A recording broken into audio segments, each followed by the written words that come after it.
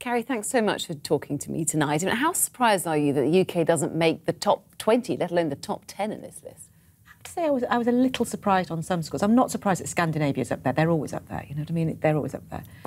Even though it's dark half the year and I wouldn't like to live there. But anyway, I think I was a little surprised, and particularly things like around the maternal mortality thing, which I think, you know, we look at our NHS, we've got a great NHS, and I was a bit surprised. But I think some of those figures you can massage a little bit. I think they have, although every maternal death is obviously awful.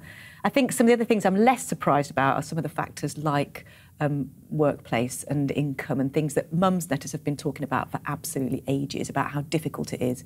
It also say the more female politicians you've got, the better the ranking as well, and we haven't done too well on that. We're never going to do well on that, I don't think. I think part of our system, I mean, we did some work in Parliament with, and it's, I don't know how anyone does it, actually. The hours are so long. The whole being constituency and being back, I think the ones that are there are to be applauded, whatever party they're in, just by sheer survival.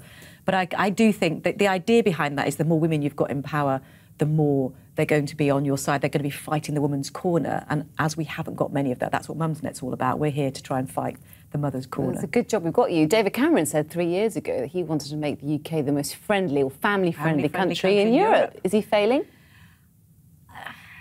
I don't think that's necessarily been absolutely top of their agenda. They've done a few things. Should it be?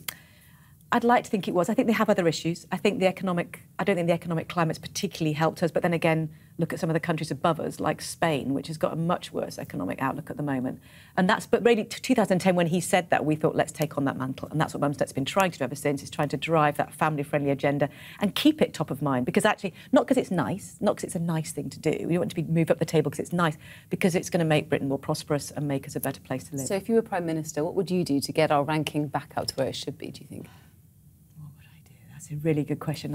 I think focusing on the family-friendly agenda, making businesses realising that keeping women in the workplace, keeping them enfranchised, keeping them going is actually really good for business and is going to help us move up.